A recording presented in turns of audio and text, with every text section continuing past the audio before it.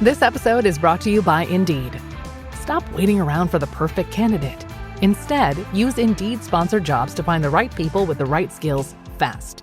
It's a simple way to make sure your listing is the first candidates see. According to Indeed data, sponsored jobs have 4 times more applicants than non-sponsored jobs. So go build your dream team today with Indeed. Get a $75 sponsored job credit at Indeed.com/podcast. Terms and conditions apply. Your planet is now marked for death. Marvel Studios' The Fantastic Four First Steps is now streaming on Disney+. We will protect you. As a family. Light him up, Johnny! Marvel's first family is certified fresh on Rotten Tomatoes. That is fantastic. And critics say it's one of the best superhero movies of all time. Oh! Marvel Studios' The Fantastic Four First Steps, now streaming on Disney+. Rated PG-13. What time is it, Ben? It's clobber time! But your other question is more difficult, Andrew, if I'm understanding what you're asking me, which is sort of what should people who are coming up in the humanities and the academic humanities be thinking about and doing? And I think the answer there is still both and, but how hard is that to tell somebody, right? Not only are you starting grad school and trying to learn a new language and the new lingo and the new sets of terms and concepts and debates and conversations, but we're asking you while you're developing that expertise to also be speaking to people who don't have the expertise. This is Dr. Andrew Rimby. Thanks for joining us here in the Ivory Tower Boiler Room.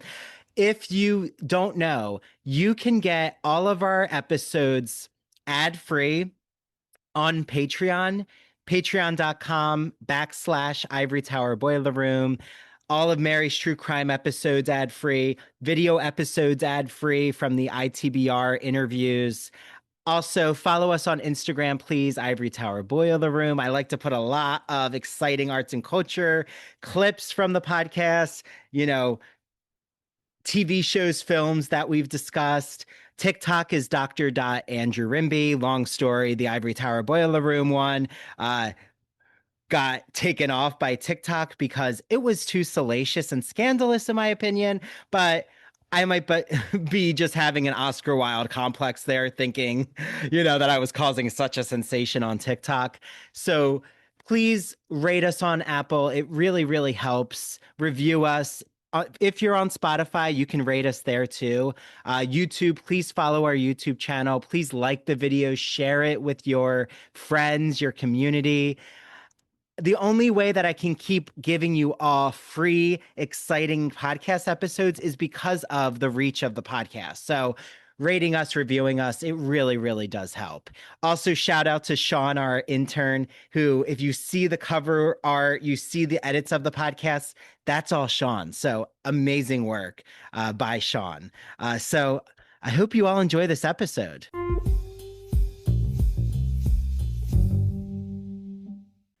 Hi, everyone. Welcome back to the Ivory Tower Boiler Room. It's Dr. Andrew Rimby with a fellow PhD in English person, extraordinaire in all things 19th century, mostly, Romanticism, the Regency era. We're going to talk all about it.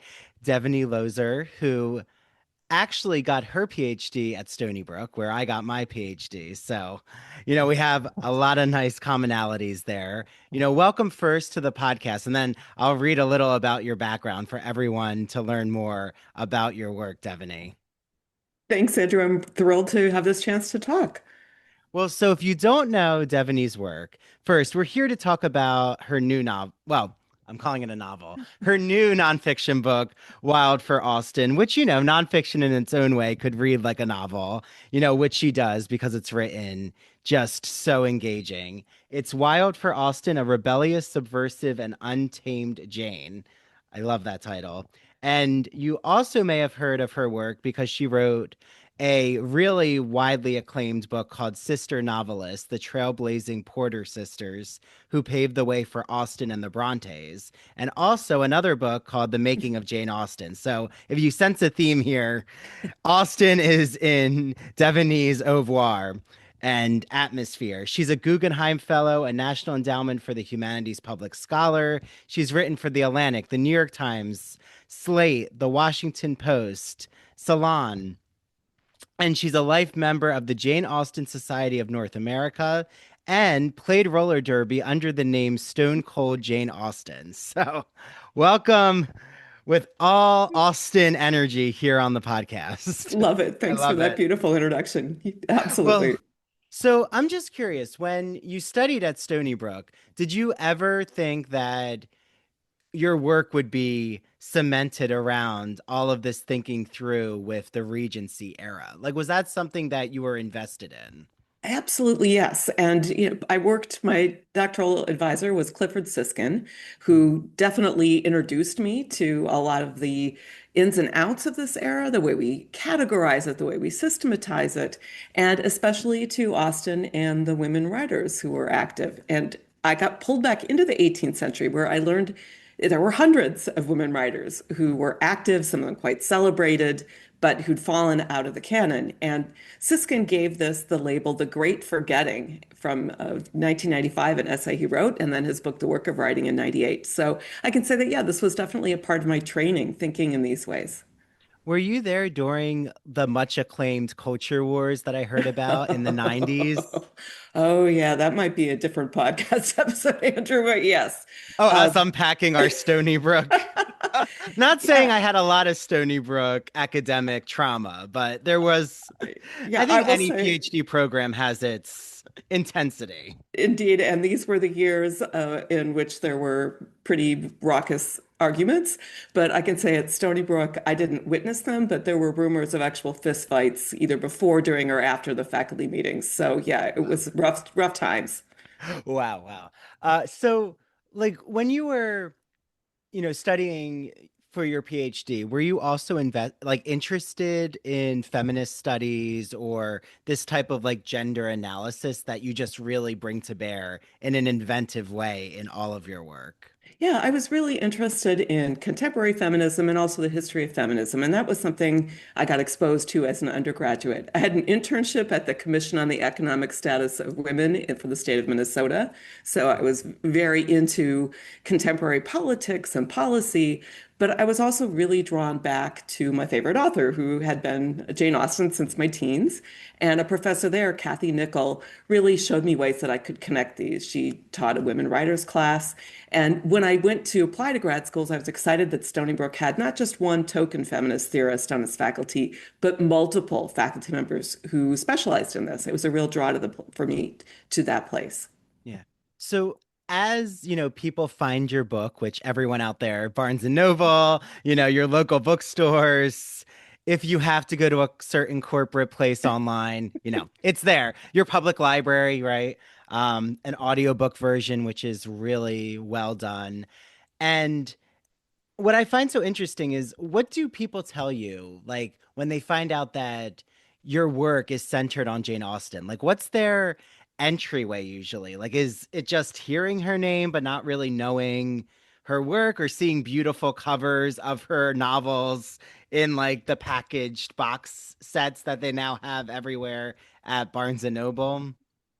Well, she has a pop culture cachet, right? So almost anyone you run into has heard of her or heard of Pride and Prejudice, especially, even if they haven't read her novels, they know of her and they know of all these adaptations. So it does start conversations in a really interesting way, and I usually end up saying I have one of the best jobs on campus when I'm meeting somebody who's part of the ASU community, and nobody says to me, "Oh, that can't possibly be true." You know what I'm saying? Most people say, "Yeah, I can see that. I can see that teaching Jane Austen would be a pretty good gig." Beyond that, when people learn that I get to research, write, study, and speak about her, I think there are people who are a little amazed that you can organize an entire life around one author, as I have had the good fortune to do. But they're mostly responding positively to her. And there are reasons that you might not respond positively to her, and I'm there for that too. There are always people who say, I don't love to read, or isn't it just chick lit, or, what was going on? Didn't she write at a terrible time? And was she a terrible person? And there are questions that come up that are more difficult, nuanced, and interesting, but I'm absolutely there for those. Well, this whole just even use of wild, Like, I mean, my work is on 19th century, so immediately I think of Oscar Wilde, but I know we're not, going in that territory. Even though, I don't know, did Oscar Wilde have any feelings about Jane Austen? I have had this question once before, and I meant to look it up then, but I don't know of any direct connection between Wilde and the Austens. There might have been. In fact, there were lots of Austen collateral descendants who were really active in the period Wilde was active, and the Austens, the Austen Lees, as some of them were called, were tight with Tennyson and Tennyson's descendants and the Darwins and the Darwins' descendants. So I have no idea. It could very well be. That's a question I hope somebody can answer for us and tell us about. Drop me a line. Yes, yeah, exactly. Yeah, put it in the comments. So was like you're describing this very private literary kind of community, like something that I feel we've gone so far away from, just the way that the internet age and just how there's so many different silos of literary communities now. But was it true, like that the Brontes, Jane Austen, like were they in community with each other? Like, I know this is a lot in your earlier work, but like how much connectivity is there between the Brontes and Jane Austen? Yeah, well, they couldn't have been directly connected. Jane Austen died so young. She died in 1817 when she was 41. The Brontes aren't starting to publish until the 1840s. They wouldn't have overlapped. But the Brontes, and especially Charlotte, knew Austen through her novels and wasn't necessarily the biggest fan. But the reason we know this is because she was in conversation and in correspondence with somebody who thought she should be. So that itself is an interesting fact. And there is a lot more community for Austen with the literary world than I think we've given her credit for. There's this sense that she was sheltered, lived this small rural life, that she stayed out of anything that was social or literary. And that is an overstatement. And, there's a lot more I could say about that. But certainly she was not as out there as a literary celebrity as the authors you mentioned earlier that I've written about, Jane and Anna Maria Porter. They were really front and center in the literary community, the women's literary community in the early 19th century. Jane Austen wasn't out of it, but she wasn't there to quite the same visible degree. Well, and where does that myth, like really, I know you dig a lot into it, so you could tease us with it, of course, because I want, everyone to get their hands on your book. But this adjective wild, like really um contrasts that stereotype you talk a lot, like the plain Jane, she's subservient, she's just very meek and mild. Like, how does that just really start to get a footing? Like, why do people really believe in that mythology of her? I think we can blame her family to some degree, and they may have been doing it out of a sense of protecting her and her reputation as polite or protecting themselves. But her brother Henry writes this first biography of her that's published in late 1817 with the novels Northanger Abbey and Persuasion that come out in 1818. And he says that she never uttered a hasty, silly, or severe expression. Okay, that's just bunk. But he also says, the task of the biographer will be easy because her life was really not a life of event. And so there's this way of packaging her as mild, small, simple, kind of harmless, safe, that really took off. But also from the very first, even in the 1820s, there were people who were reading her and finding things that were not so mild, that were wilder, and that recognized her genius, that saw her working in a new way outside of the box.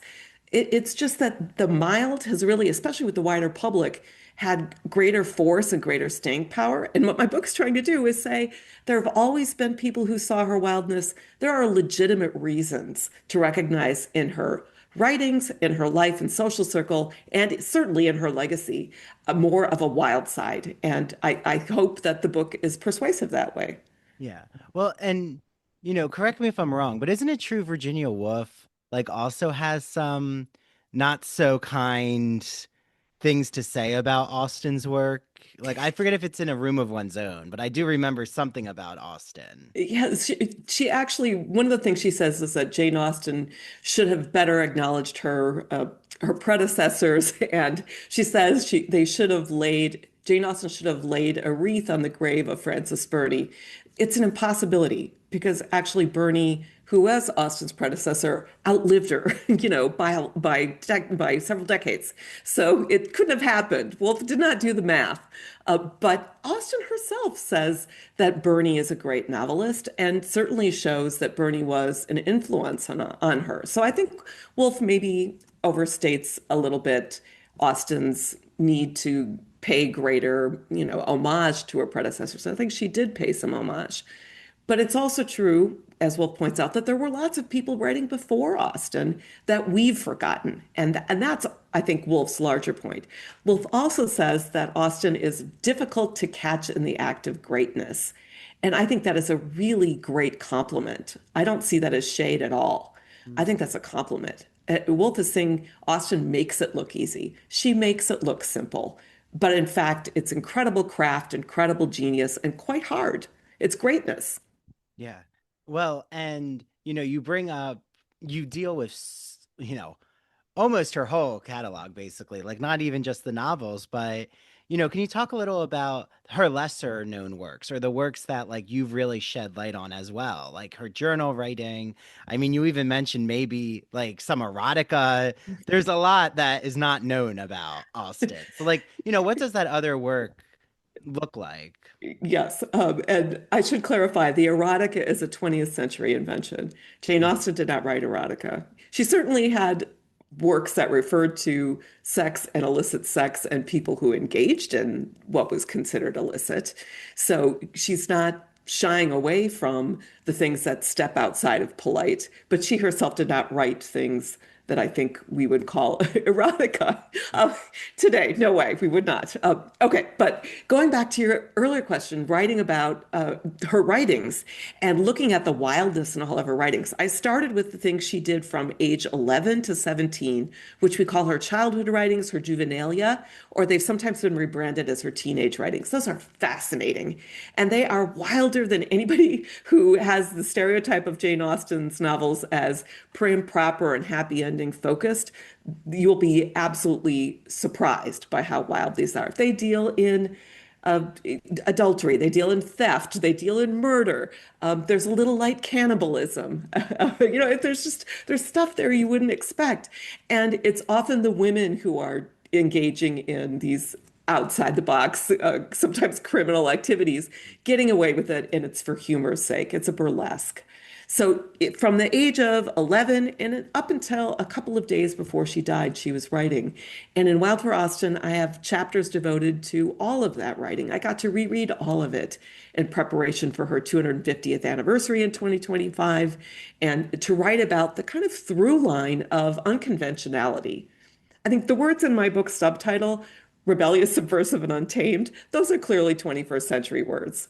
But the word wild and looking at it as a positive female quality or a way of behaving in the world, this is very much of Austen's day. And the unconventionality of that and the celebration of it is what I think is so cool in all of her writings, sort of cradle to grave, as it were. Yeah. No, and like, how do you think about the genealogy? Because I feel like there's a lot you have done and brought forth in this book about, like you've even said, 20th century adaptations or like retellings, or I'm even thinking the zombie Pride and Prejudice. Like, there's so much continuously done with Austen's work, like the film adaptations that just keep, coming out. And like, are there certain authors you think we wouldn't really value as highly with the craft? Like I'm thinking of Edith Wharton in particular. Like I feel like Edith Wharton in a way does have a very Austenian, how do you say it? I don't know. Austenian, yeah. Austenian type of flavor to her writing when it comes to her focus on the Gilded Age and like the microcosm of society, right? Like Austen is so good at peeling back the layers of the marriage system, the like capitalist patriarchal construction, which I know is not her words, but like who do you think, not that they wouldn't have written, but maybe who we wouldn't have valued if Austen's work wasn't out there the way it is?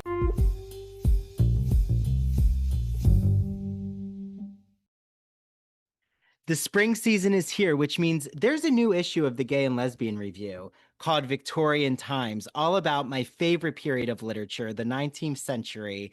And you'll see a rugged Walt Whitman on the cover and the dandy Oscar Wilde. Well, guess what? My first article is now published in the Gay and Lesbian Review called Once Upon a Time in Camden. It's the intro to my book, which looks into their queer literary relationship, but also Whitman and Wilde's homoerotic poetics, and specifically what Whitman does with male same-sex desire before the category of homosexuality even existed. Like, how did he even express this in his poetry? Well, you'll have to read my book to find out. Book coming soon. If you know of a publisher, let me know. I'm shopping around right now. But this Victorian issue is so special with the Gay and Lesbian Review. There's articles on Dr. Jekyll and Victor Frankenstein. I'm about to see The Bride, which I can't wait to see. And right, Guillermo del Toro's new Frankenstein is all the rage. There's an article on Monte Cristo's Women in Love, Tchaikovsky's Men. I love Tchaikovsky's ballet. I'm particularly an admirer of The Sleeping Beauty. One on Captain Cobb. There's film and TV shows reviewed like Heated Rivalry, Boots, Kiss of the Spider Woman, which, if you don't know, I had an episode with Jeremy Fox from the Gay and Lesbian Review, the managing editor, and Colin Carmen and Joseph Federico, and we talked all about Heated Rivalry. You have to listen to it. And Kiss of the Spider Woman, I keep recommending to everyone. It is an astounding film. Boots, I actually had the creator Greg Cope White on the podcast too. You'll have to listen to his interview. Also, if you haven't heard our episode on the kink issue of the magazine, it's really, really interesting. And the ethnography one. And yes, there will be an episode soon about the Victorian issue. So get your hands on the Gay and Lesbian Review. The digital subscription is really easy to get, glreview.org. The print subscription also, head on over to the website, click subscribe, use the promo code ITBR choice. You get a free issue of the magazine. Choose the Victorian issue, will you? So head to their Instagram, their TikTok. I love the Gay and Lesbian Review. I get so many book recommendations, TV show, film recommendations. One of the films that I can't wait to watch is in this issue. I want to say it's pronounced Pillion or Pillion. I think I made it French there, with Alexander Skarsgård. So enjoy your reading, everyone. And if you're reading the Gay and Lesbian Review, please reach out to me. I want to let them know, that you all listening to this podcast are reading their magazine.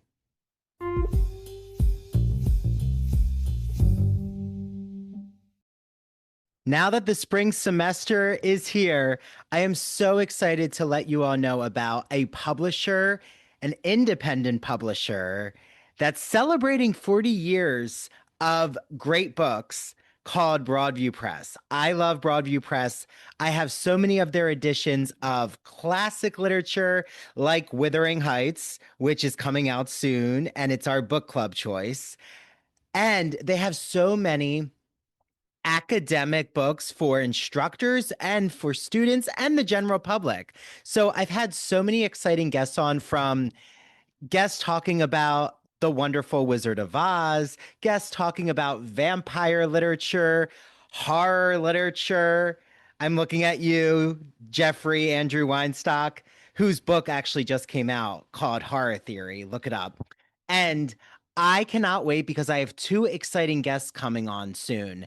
And I've recorded their episode, so I know that it's going to be such an interesting conversation. The first is Rachel Tucholsky, who wrote a book called Writing on Fire, a fierce yet friendly guide to writing humanities essays in college. I've used excerpts of it for my Writing 2 course at Montclair. It has gone over so well. I just love what Rachel does, and we get into this in our episode about this metaphor about writing on fire, like how that's a great way to think about free-flowing, brainstorming, creative ideas, and getting into that flow state, which, as Rachel explains, happens not just in writing, but in many other avenues. And then the other guest that I have on is David Starkey, who wrote a book called Academic Writing Now, A Brief Guide for Busy Students. It is designed to cover the basics of a college writing course in a concise, student-friendly format. Each chapter concentrates on a crucial element of composing an academic essay and is capable of being read in a single sitting, which, for a generation, myself included, I think all of us now, just consumed by digital media or just this attention grabbing technology, reading in a single sitting is definitely a plus. So head to Broadview Press, use the promo code Ivory Tower, and you'll get 20% off every single book in their collection. There's also a really cool digital library collection they have. So if you're a librarian, take a look at that. Message me. If you're a librarian, I'd be happy to show you what that new collection looks like. And I hope you all enjoy your reading.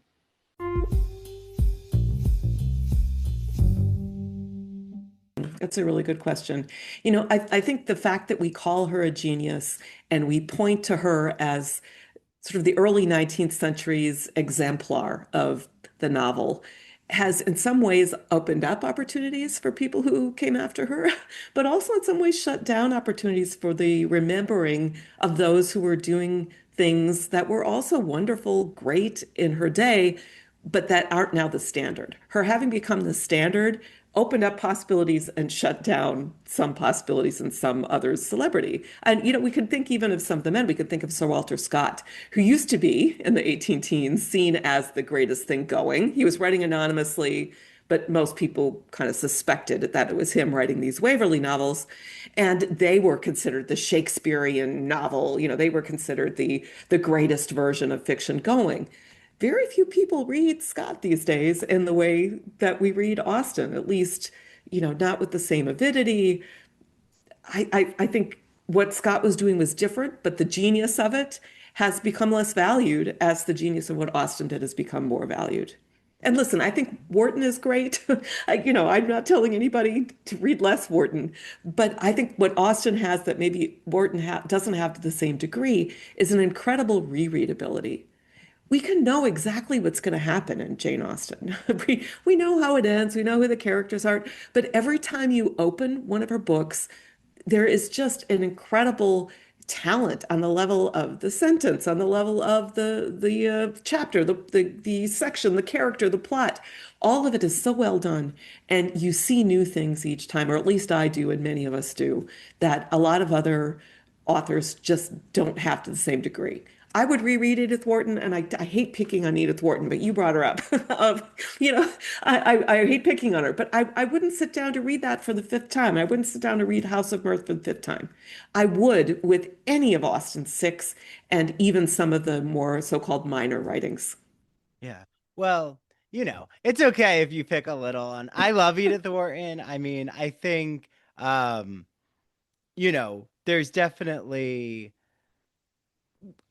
anytime as a scholar, right, we approach a text, we always usually come in with a reread with a theoretical question or a certain angle, right? So, but you're right. For the general public, I agree, definitely. I don't know if everyone's going to pick up House of Mirth again and again. But I do think Emma, for me, I put up there with Jane Eyre. I put it up there with Wuthering Heights. I definitely think that there's just some novels that Middlemarch, I keep recommending Middlemarch to everyone because I feel like it's a novel that just doesn't get read. And there's so much depth in these novels with character study. And Austen is a character study author. Agreed. Too. And I reread Middlemarch last year for the first time in many years. And again, Eliot deserves to be more highly rated perhaps than she is, except in an academic community, right? Yes. But, Rebecca Mead tried, my year in Middlemarch and the Bibliomemoir really got its, I think, came into its own with that book. So, I love that book. Yes. I loved what she did. And it's kind of I'm so glad you brought that up. Thank you. Is what you do in the beginning of Wild for Austen is like you start with your own personal journey, or even how Austen, like the echoes of her in your own life. Like, why was it so important to, in an academic way, you could call it auto theory, but like, this kind of memoir-ist style, like, was that something that your publisher wanted, or something you really wanted to imbue as your own personal narrative as you Yeah. trace these like Austinian lineages? Yeah, I mean, I think probably some of both, right? Narrative nonfiction at the moment is really going for short chapters, and Wild for Austen has 25 short chapters, and by short, I mean several thousand words. And it's really in a storytelling framework, and that's also the going thing in narrative nonfiction. I like that. I like being able to give the reader things that they can take in one sitting, that they could read in different order. It doesn't have to be read front to back each chapter. So in that sense, there's definitely publishers' trends or kinds of what readers want now that I was being a part of. But it also, I think, is a personal choice and one that I feel comfortable with because I've now lived with this author in really weird ways for decades of my life. And I'm not the only one by any means, although I think, there aren't a lot of people who got to hear their roller derby name, which included the name of their favorite author and the person they study, listed out by an announcer saying she's on the way to the penalty box. That might have been a more unique experience that I had Or compared to having a others. beautiful Austen necklace that I Oh, see thank on the you. Thank you. screen. Yeah. I love it. Um, well, and also, I think I definitely want to bring up the academic publishing versus the trade press route, which I don't see as a competition, but I think it's amazing that you are such a public scholar and like have used your PhD expertise and work to really bring alive and really do creative things with Austen that you can't do in an academic publishing route a lot of times, right? Like the theory or the real deep dive that happens in academic publishing, sometimes you can't talk about the personal narrative. You can't bring in all these different adaptations. Like, is that something that just came to you with like interest, or is that something you deliberately charted? Is like, I'm going to be the Jane Austen public scholar face. I don't no, it didn't start out with quite that level of deliberateness. But it could have, right? It could have. I think a couple of things. First of all, I'm first generation college student. So partly I learned to speak in high theory, critical theory, 1990s literary circles. And then would go back to my family and try to describe what I was doing. So there was a sense, and they're very smart people, but they don't have access to the specialization, the specialized language. And I learned to try to talk to them across the specialized language and describe what I was doing. At the same time, I got introduced to the Jane Austen Society of North America. And I have to say that is really where I cut my teeth in trying to take difficult concepts, interesting archival discoveries, and describe them in terms that could be understood and appreciated by non-specialists. And I just became more sort of attached to and decided to move more in that direction with my work after getting tenure. And I think it's a both and. I don't think this should be an either or. I think we as scholars should have the opportunities and the right to talk in very specialized language when we need it. But I think we have so much that we believe about access, but we're not as often accessible in the language that we used or the audiences that we're envisioning with our scholarship. And if we want to be truly accessible and think about access in what we're doing, we're going to need to sometimes speak in different ways too.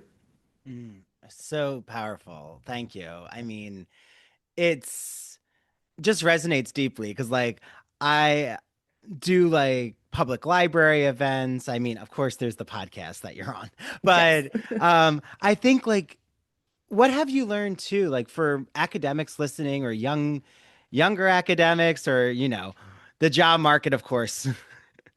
We could put that in its own, not to diminish it, but, education right now, it really does feel like there's such an anti-intellectual fervor that has captured the country. And I don't think it's new. I think It's It's just been different. building.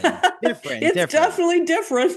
Yeah, I feel like it's now, unfortunately, when you have government really broadcasting anti-intellectualism, just this top-down approach, it can really send a chill, right? And it can really make scholars question why, we study what we study. But like, what have you learned from the public? I just know you've been to so many cities, so many states, you know, why is it important, do you think, for us to use our training to talk to the public? Yeah.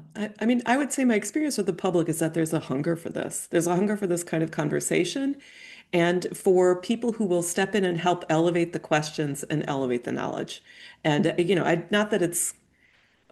not that it's low, but that, we can help forward it. We can help infuse new energy, new conversations that we're having as specialists deeply in the archives or deeply in the texts or wherever we're deep. We hope we're deep somewhere, and take it wide, and there is a hunger among the wide for the deep. So that's been my experience. And I think the Janeite community is already on board with that to some degree. So, in some sense, when I go out and talk on these subjects, I'm already talking to audiences who are prepared to be pleased. That's a very lucky thing. They're also prepared to laugh and they're coming with a level of enthusiasm.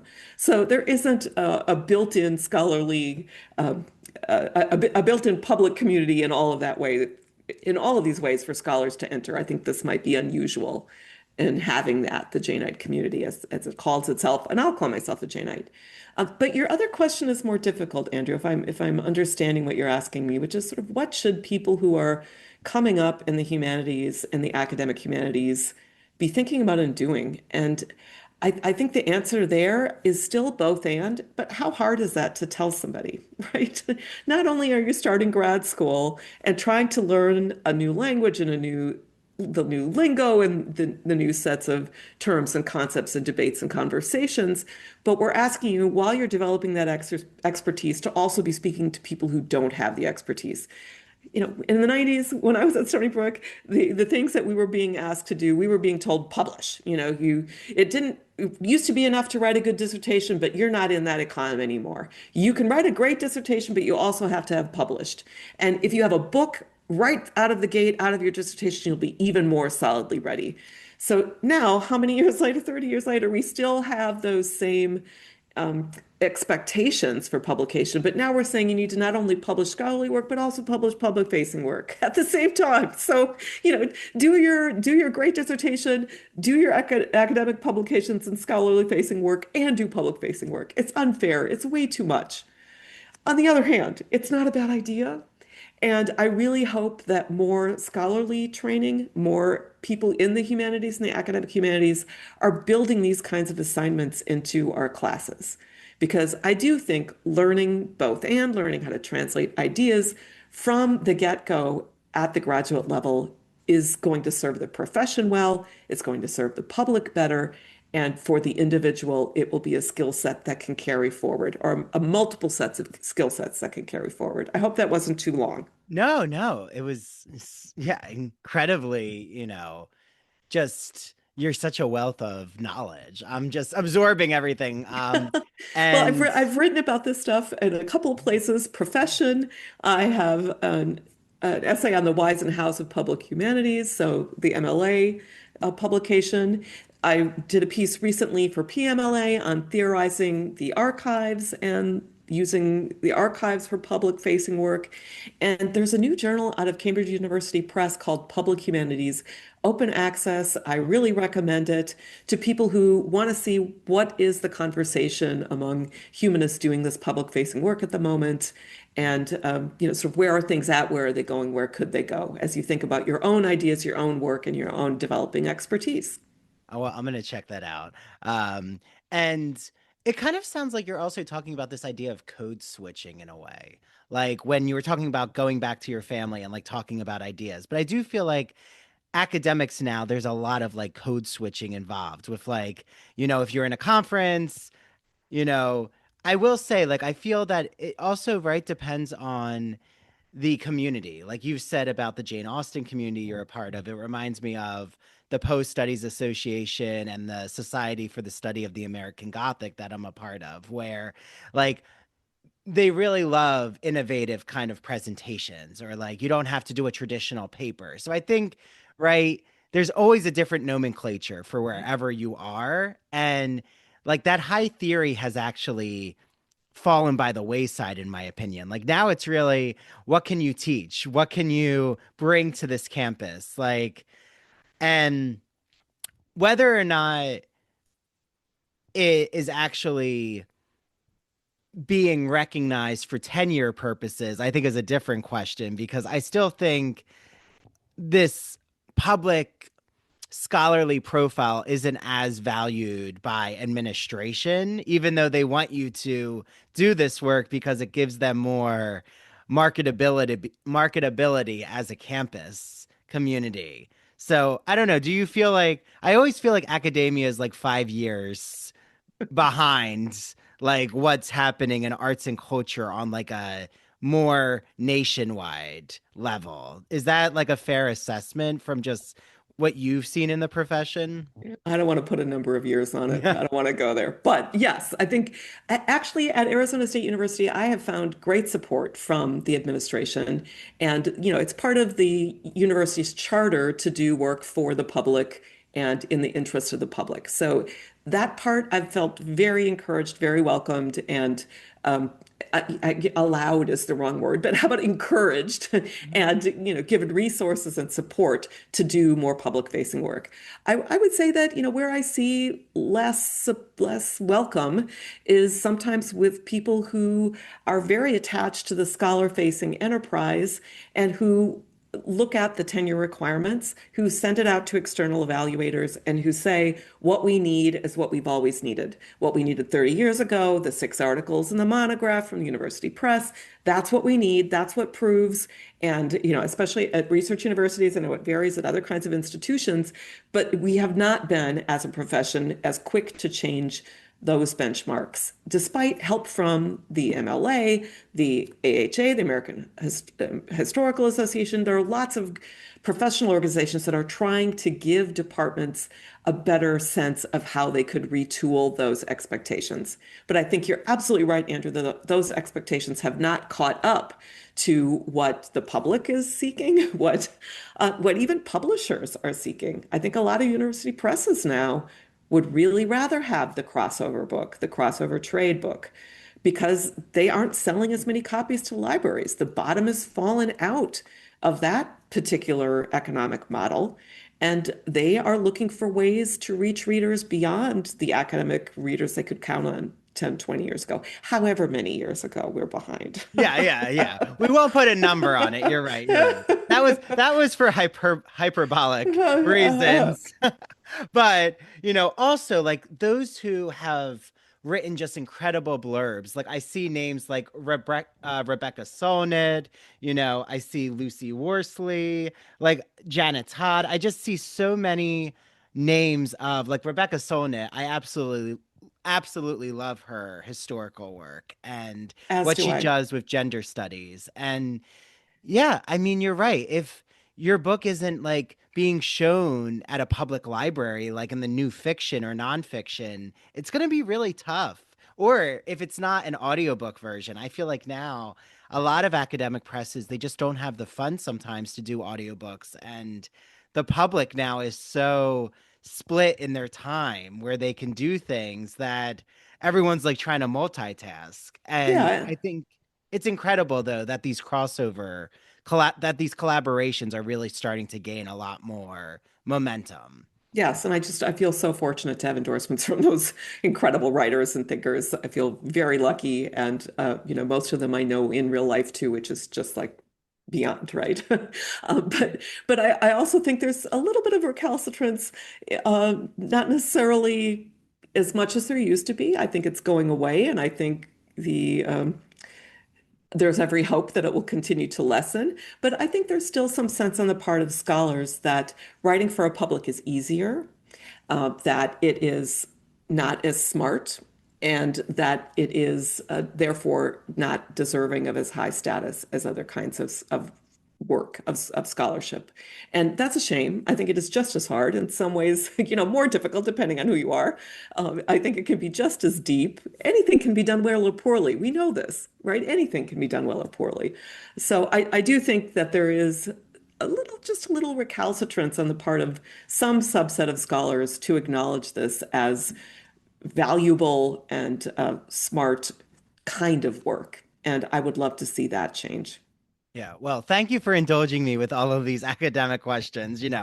I had to go there just because, being deep into, well, early in my career, but just like all of the expertise you have with these different conversations around public scholarship. But now into Austen. Yes. Specifically, I'm just curious, what do you think as Wuthering Heights, like when this comes out, the film probably will just have come out with Emerald Fennell's adaptation. But like, what do you think of, these more modern retellings? Like, do you think that, some have done really well in terms of the narrative style? Like, I'm thinking of the new Emma that came out a few years ago.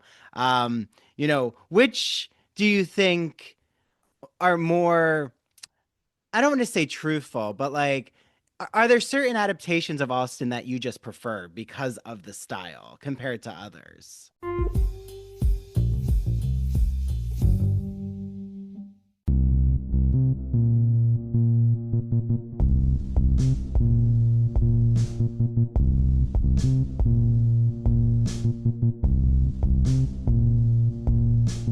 Welcome to Severed, a podcast week dropping new episodes every Monday. Severed True Crime and Severed Paranormal episodes deep dive into murder, mysteries, and the otherworldly in a concise format. A 7-minute story to frame the case with thoughtful analysis and our usual banter. We sometimes find the lighter side of darker cases. We offer 3 spin-off shows, Severed Strange Stories, Severed Haunted You, and Severed Serial Killers that highlight the unusual to lighthearted topics from the digital dumpsters of true crime, haunted universities, and the minds of madness like Ted Bundy and Jeffrey Dahmer. We are your co-hosts. I'm Harry Chambers. And I'm Drew Hudson. Listen on all major podcast platforms, including Rogue Media Network and Radio Garden State. Follow us on Instagram at severed_podcast.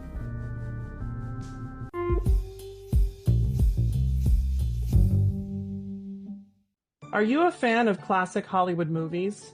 Are you a fan of queer cinema? Then do we have the podcast for you. Hello, everyone. I'm Christian Garcia. And I'm Luke Del Mar. And we are your hosts of That Old Gay Classic Cinema, where we take a look at some of the greatest films of all time and analyze them through a queer theoretical lens. Let's be honest. LGBTQIA+ people have been a part of Hollywood since its inception, and this podcast celebrates those artists and entertainers of yesteryear, while also taking a closer look at the queer-coded characters and stories in classic Hollywood films long before queer representation entered the mainstream. So follow us down the road of classic cinema as we give you a guide to some of the films that touched our hearts, brains, and even gave us courage to be ourselves. You can listen to That Old Gay Classic Cinema wherever you get your podcasts, and be sure to follow us on Instagram, YouTube, and TikTok. All right, listeners, we're ready for our close-up.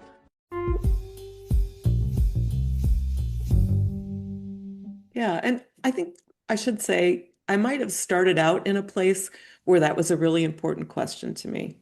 But in more recent years, it's become a less important question to me. And I have a more capacious sense of what adaptation can do and its benefits. And I think each of those you named has its own take, its own interpretation. It is kind of form of criticism in a way, right? And I mean criticism not being critical, but criticism meaning giving new shape, giving new meaning, telling us what these texts mean by emphasizing certain things and not others. And I'm really glad when Austen's texts stay alive and there are new ways of thinking through the problems that the characters raise, the social criticism that's incredible in her novels, and give them contemporary shape and give us ways to think about about the past differently. So I love that Autumn de Wilde Emma for what it does with its more working class characters, what it does with the Robert Martin and Harriet Smith story. I think it's really remarkable and beautiful. That hasn't been done in the past. And I think we're at a moment where we're asking more questions about what does it mean that Austen doesn't give as much life to her characters who rank, below the middle class, who don't have the same economic advantages as the middling classes that she more often writes about. By the way, people do mistake that. They think she writes about the aristocracy and that she's wealthy and she comes from wealth. And you and I know this is not true. But I've spent a lot of time this year trying to just describe to people who didn't know that she didn't come from money and that her family struggled in some ways at the middle class level. But so Autumn de Wilde does a great job showing us a farmer, a tenant farmer, and a parlor boarder and their relationship. And I love that part of that adaptation as well. You didn't bring up some others. I wondered if you might. Yes, please bring them up. I mean, Fire Island, hilarious, wonderful. I think that these are incredibly important retellings that just give us a new window onto what Austen's stories could mean to communities we might not have thought as easily drawn in by her stories. But that's been happening actually since the 19th century. And one of the things that I wrote about in Wild for Austen was the earliest queering of some of her texts. And it goes back to the 1860s. There's definitely some really interesting things going on in the 1890s. And then we get the first deliberately queer retelling of Austen's life in Dear Jane. And that was a stage play from 1932. Actually, it was written earlier than that, but it was first off Broadway in 1932. There's so much to this history. So many people outside of the straight, white, Christian middle class that you would think would feel most invested in Austen's novels. There's so much and such a great history of people who found things for themselves in these texts that are way outside of those identity categories in ways that I'm just on board with celebrating. And so I don't like going in and saying, I like this one did it right, this one did it wrong. If all we end up is with one kind of adaptation, I'll be worried. Like if all that's left is the erotica, maybe I'm not so on board for that, right? That would get rid of a lot of the social criticism. It would get rid of a lot of the family conflict, the economics, possibly. But I do think having this wild, wonderful mix of kinds of adaptations is really great. Yeah, well, and just to remind me, wait, Fire Island is an adaptation of which? Of Pride and Prejudice. Pride and Prejudice. Yes. Okay. Bone Yang is incredible in it. I mean, it's so well done. Anyway. Everyone needs to watch it. And I mean, as a millennial, I would be amiss if I didn't mention Clueless, which just is iconic in my opinion. I mean, I think it's also what, like, to me made Emma, like, just made me always want to absorb anything Emma related. Like, I don't know, what is it about Emma's narrative? I feel like Emma continuously gets adapted. I mean, I know that's true of Pride and Prejudice, but what is it about Emma's character that you just think, is it just the matchmaking chaos, like that things are going awry? Like, what is it about her? Well, I think it was, and among some still is, considered her masterpiece as a piece of fiction writing. And in the 19th century, it was one that was most often taught in schools. It was adapted, it was excerpted into anthologies, but not necessarily in the ways that we might think. The excerpt that was included in and sold millions of copies from the 1840s to the 1880s was a Miss Bates dialogue. And Miss Bates, the garrulous spinster, not necessarily a character I think that many of us love to read the speeches of today, but these speeches were performed publicly and most often performed by what were known then as female impersonators. They were men who were giving voice to Miss Bates on public stages. And I think this is just a fascinating, wonderful part of her history. Emma herself is a character. I mean, what we're told, she's a handsome, clever, and rich. Austen is said to have remarked that she was going to take a heroine who no one but herself will much like. She gave herself a real challenge. But I think there are a lot of people who either see themselves in Emma or want to understand how they get drawn into Emma's story, even though she's not terribly likable. Maybe that's where you're going. I don't Yes, know. yes, yeah. Well, and I think to me that's what makes Alicia Silverstone's portrayal so captivating is it's like you can recognize that the naive quality, but she also has so much. I just like when you can't judge the book by its cover. And I feel like to me that really captures Emma of like she really wants to do good. She's authentically who she is, but she also always misses the signs. Like she Yes. thinks she knows the signs, but it's just a little off center. Well put. Yeah, it's like a detective novel because so much of Yes. it we get through her own thoughts. The narrator doesn't just differentiate between what is being told omnisciently, what is being told through Emma's head. Often it's hard to tell. And so we get sucked into some of Emma's worst impulses Yeah, on a yeah. first reading. Yeah, well, everyone needs to read Emma. Well, read all of Austen, but I would pick Emma and then Pride and Prejudice if I Love it. was doing it. But like, what is a novel that you think, specifically, maybe you talk about it in Wild for Austen, but what's one that doesn't get talked about a lot and you really think it deserves its flowers? Yeah, well, I think this next year we're going to see a re-emergence of Sense and Sensibility and looking at what that novel's up to. We've got this version coming out in September with Daisy Edgar Jones that looks like it's going to Oh, be really interesting. This is the 30th anniversary of the Ang Lee 1995 Sense and Sensibility, which Emma Thompson won the adapted screenplay Oscar for.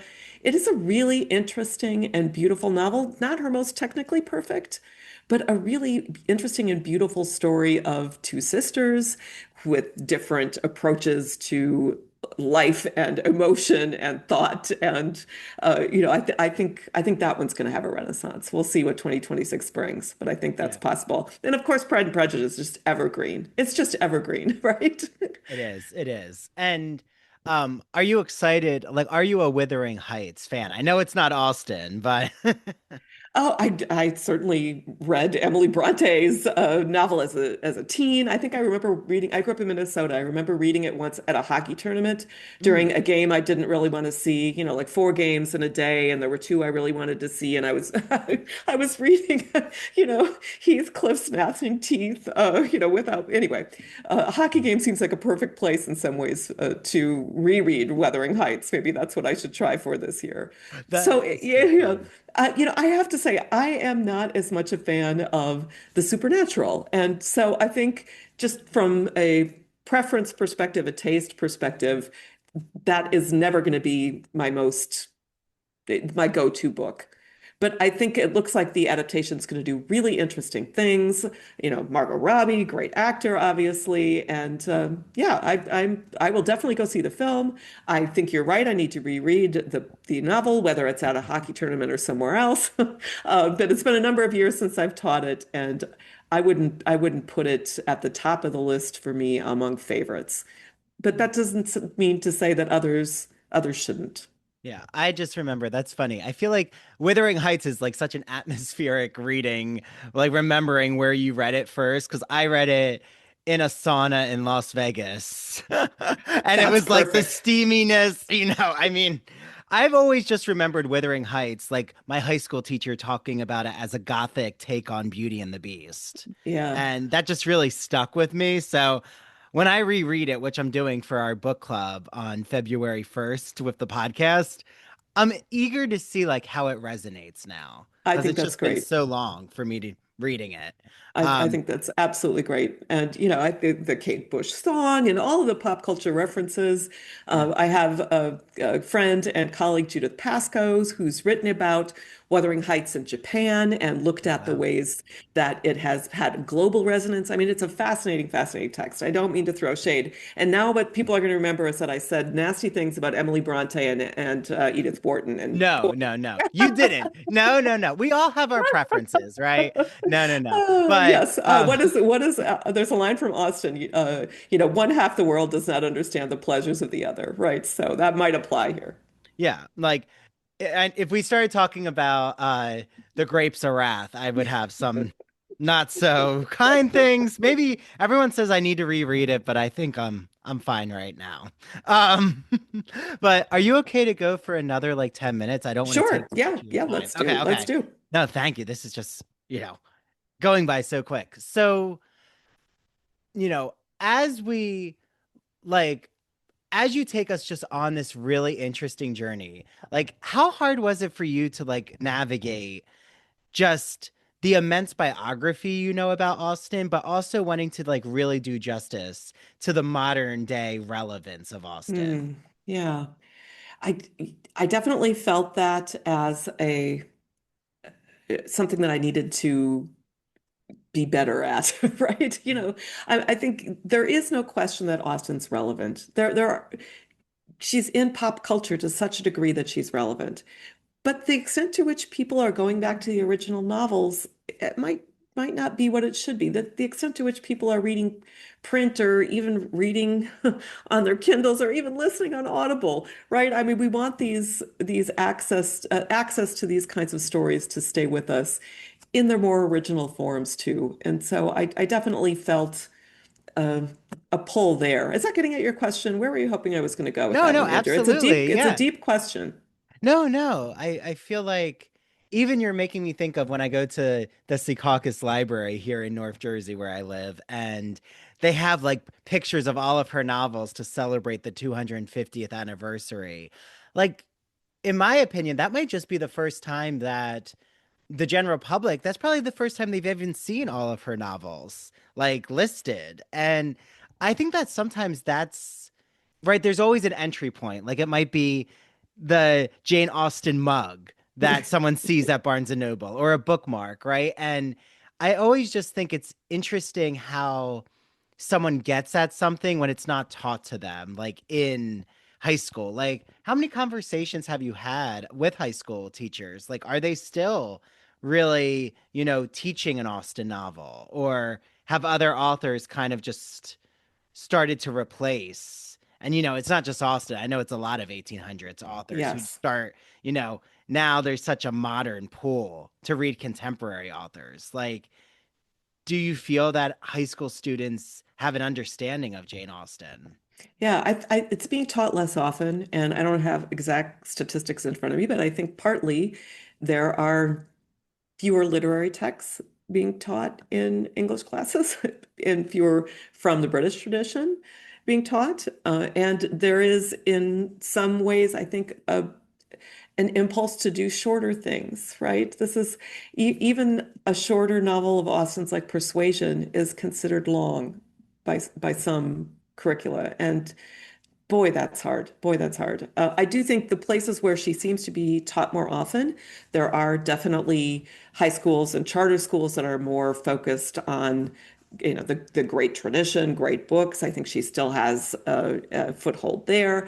I think she's still taught in some religious schools who see her as safe, or who, when they hear Jane Austen, they unless they got the zombies and the erotica versions, they think it's going to be okay to bring into a classroom with teenagers and the parents aren't going to freak. So I think there are still pockets in the American educational system where she is being taught, but not quite as often. I think teenagers' exposure to her is less likely to be in a classroom, more likely to be in an adaptation, more likely to be in anime or a vlog, or the Lizzie Bennet diaries 10 years ago. I think now probably those have been replaced by people talking about it on Book Talk. But I did see that I think it was Jenna Bush's, what is the name of her book club for December 2025, made Pride and Prejudice it's one read. So she's being read and across the political spectrum. She's being read in book clubs. So I think as long as that happens, there will be people exposed to her. It just might not be in school, and maybe that's okay. Maybe getting exposed to Austen in school actually did some damage to her, right? Anything that you get taught by a teacher who's there and just sort of lackluster or doesn't care can ruin a text for you. No, that's true. Yeah. I mean, I think a lot um, have some ambivalent things to say about The Catcher in the Rye, or, I mean, I love The Catcher in the Rye, but The Great Gatsby, right? There's just these texts that The Scarlet Letter, I mean, but the more and more I ask my students about, oh, you know, using the Scarlet Letter as an allegory example, they're like, what's the Scarlet Letter? Like, it's just so interesting, like a text that you just think everyone will have a reference point. You're right. Like short stories and poetry are now actually more part of the curriculum. And yeah, I get nervous about even in college when they're suggesting not to read. Like some are surprised that I have my students read full length novels in my world literature class, you know, and these are novels like Song of Achilles and Wicked. So like there is an accessibility. Right. But and I do think students actually, it seems like they enjoy a chance to even just buy a book, like a printed book, and get to sit down with it because it is something that's become uh, not part of everyone's everyday life. Right. And you asked me specifically about high school, but I think you're right. There's much more of a hunger for book culture and what does it mean to immerse yourself in a longer work at the college level. And I sometimes teach our master's students, we have an online master's class that's mostly high school teachers who are going to be teaching Jane Austen in a dual enrollment, so high school but for college credit situation. And there Austen is sometimes being taught. So you know, I don't want to I don't want to write her out. But I think you're right that at the moment it's more on the college level that students are getting access to the original fiction. But they come knowing the stories or saying, you know, my mom loves Colin Firth, but he's not my Darcy, right? That's how they come to the classroom. Well, I was going to ask you about just because, you know, you are, and I, you know, don't want to discount other scholars, of course, but you are a very public facing Jane Austen scholar. That have you ever had a chance to talk with an actor or director who have done one of these adaptations? And if so, what was that conversation like? I had a chance, this was like career highlight to be part of an event at the British Library in November of 2025. And it was done by B. Rolat, who is an incredible author herself, who's been really important to bringing Mary Wollstonecraft back to the public eye, who co-wrote the book Reading Jane Austen in Tehran. So B put together a program where she also had an actor brought in, and it was Susanna Harker, who is the person who plays Jane Bennet in the 1995 Pride and Prejudice. And so I got to sit and talk with her in the green room before the event and just hear about her sense of what being in that film, that series, meant to her. And she's actually working on a second project now called Jane Bennet's Second Bloom, and looking at the ways that women in middle age, actors in middle age, and as somebody who played that role of Jane Bennet, what it's meant to her life and what it means to reading Jane Austen across the lifespan, as I understand it. So yeah, I think actors who play these roles are sometimes absolutely colored by them and the public identifies them. Susanna Harker's been in a lot of things, done amazing acting, but that is one role that I think really imprinted itself on the public and therefore on her life and her sense of herself as she aged. And that's a gift from Jane Austen, but it's also a gift from Susanna Harker back to the critical and scholarly community. Well, and, you know, as we, you know, near our end, I'm just curious, like which section of the book would you be the most excited to like see your reader's response? Like if you could like capture like, you know, selfies of them reading, like which moment do you really think there's going to be a wide range of emotion? Right. Well, the book is in three parts: writings, life, and legacy, as I've mentioned. We haven't talked much about the life part, but there's a chapter in the life part where I describe Austen being in the same room with an opera diva and an international spy. And both of them are people she definitely knew. She was introduced through her sister-in-law, who was also her cousin. And just the few lines we have from her letters say that she was really intrigued by them. But what's crazy, and what I would like to see my readers respond to, plot spoiler, is that the spy and the diva were assassinated. They were politically assassinated in a bloody murder a year after Austen met them. Austen would have been reading this coverage, which was gory and very extensive, not just like something awful happened in the public eye, but something awful happened to people she knew. And thinking about how she was not sheltered, how she was around these really difficult experiences.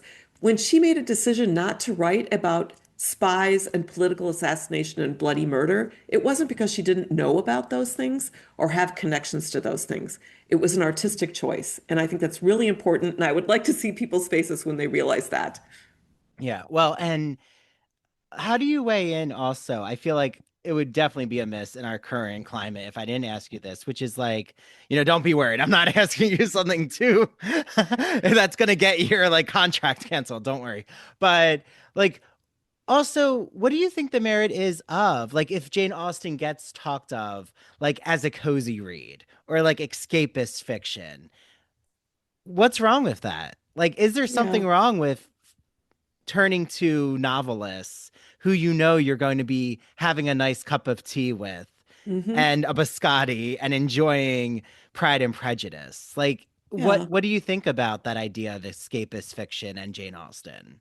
Well, I think I used to be, again, a lot more judgmental in a way that I think scholars typically are. And then I started talking to Janeites who told me that they read her as an escape. And one, Sophie Andrews, a young woman in Great Britain, talked about being bullied as a teenager, and that it was reading Jane Austen was to her the escape that allowed her to live through that bullying.